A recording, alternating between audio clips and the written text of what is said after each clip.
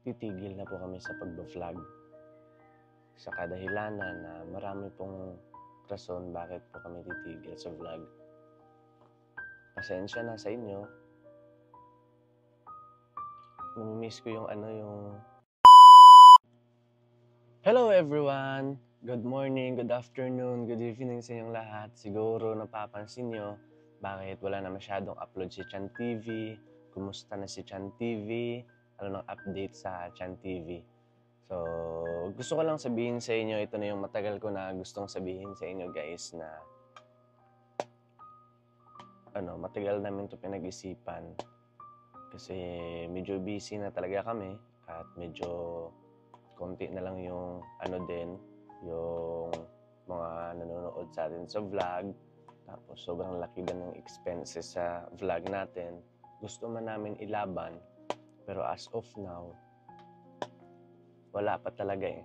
Kulang pa talaga yung namin, yung source namin.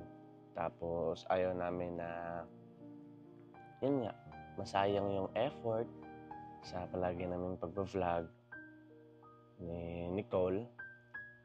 Gusto lang namin paalam sa inyo guys, diretsuhin na namin kayo na titigil na po kami sa pagba-vlog. Sa kadahilanan na marami pong rason bakit po kami titigil sa vlog. Pasensya na sa inyo.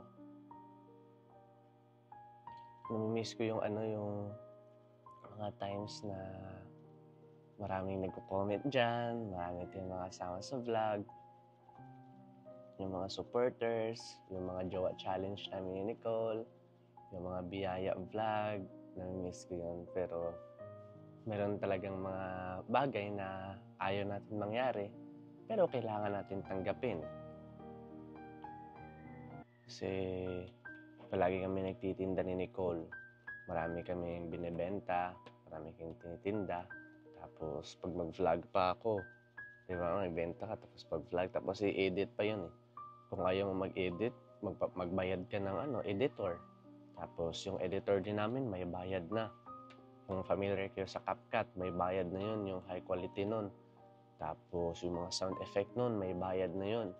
So, medyo nahirapan talaga may mag-vlog ngayon. At wala naman kaming ibang source of income, kundi yung business namin.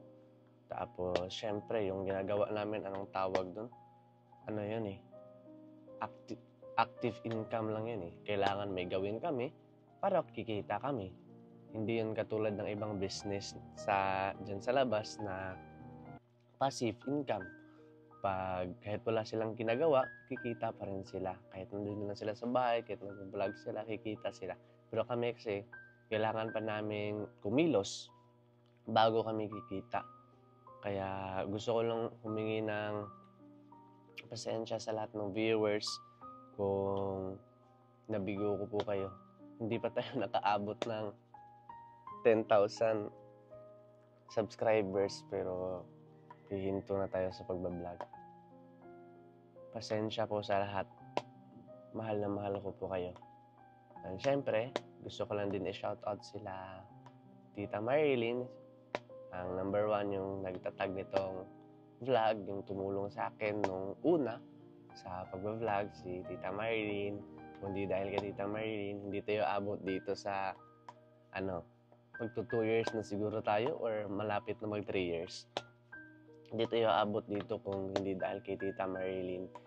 Sobrang laki ng pasalamat ko kay Tita Marilyn kasi simulat sa pool, siya talaga yung unang tumulong sa akin hanggang marami nang tumulong. Thank you so much, Tita Marilyn. Hindi ko po kita makakalimutan. And syempre, kay Tito Jo din. Thank you din kay Tito Jo kasi dahil kay Tito Jo, natutulungan tayo sa vlog natin, nabibigyan tayo ng allowance, at nabigyan din tayo ng box, kagaya nila Tita Marilyn.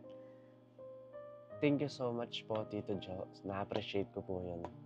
Na-appreciate po namin ni Nicole yun. And syempre, kay Lolo Tony din, ang iba, si Lolo Tony, yung laging sumusupport sa challenge namin ni Nicole hanggang sa nagkatotoo. Pasensya na po, Lolo Tony. Kasi I hope maintindihan niyo po yung desisyon namin na titigil na po kami sa pagbablog. Shoutout pa kay Lolo Tony and super thank you po Lolo Tony. Isa pa kayong malaking blessing sa amin. Kayo lahat ng sponsor. And syempre, kay Sir Carlos din. Thank you din po kay Sir Carlos. Kasi Sir Carlos, kahit hindi ko man nakita Sir Carlos sa vlog, kung hindi ko man nakita si Sir Carlos sa video calls, sa Facebook, o hindi ko man nakita yung itsura niya, pero still nakita ko yung na bukal yung puso niya para tumulong sa mga nangailangan, sa mga taong deserving. Kaya thank you po Sir Carlos dahil binigyan niyo po kami ng 10,000 every month para sa monthly ng motor.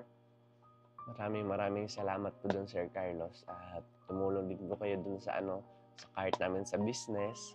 And gusto ko lang din mag-thank you sa lahat ng tumulong dun sa cart namin sa business. Si Tita Marlene, Tito Joe, Lolo Tony, Sir Carlos, Sir Joey. Thank you so much po. Dahil sa inyo, andito pa rin po kami at nandun po yung namin, yung business at gagawin po namin lahat para po lumago po yun. Para at least pag okay na kami, hindi na kami mahirapan financially, makapagbalik kami sa vlog. Pero as of now, titigil na po kami sa vlog. Mahal na mahal po namin kayo mga viewers, mga sponsor. Hindi po namin kayo makalimutan.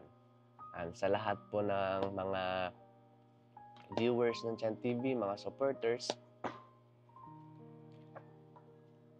salamat po sa inyo guys. Lalo na kina Kuya Michael de los Santos na palaging nagko-comment, palaging nagbe-bless sa amin dyan sa comment section. Malaking tulong po yun sa amin para ipagpatuloy namin. Kuya Michael de los Santos, Sir Roland Ganiban, shoutout po sa inyo. Ingat po kayo dyan, Sir Roland Ganiban. Lalo na nandyan kayo sa, sa yung may gera. Walang saan yung gera. Sa Italy ba yun? Sa Israel, tsaka sa Iran.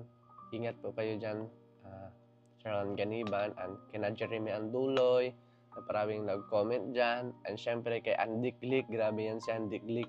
Palagi yung nagchat-chat sa amin kung may upload ba kami or wala. Nangungulit si Andy Click sa amin. Kasi gusto niya talaga makita na nag-vlog kami. So yun nga, nahirapan kami sa sa pag-vlog or sa pag-content. Kaya nakapag-decide kami na stop muna namin yung vlog. Sana po maintindihan niyo. Mahal na mahal po namin kayo. Hanggang dito na lang po. Sana suportaan niyo pa rin kami sa bagong napili naming landas. So yun lang. God bless. Bye-bye.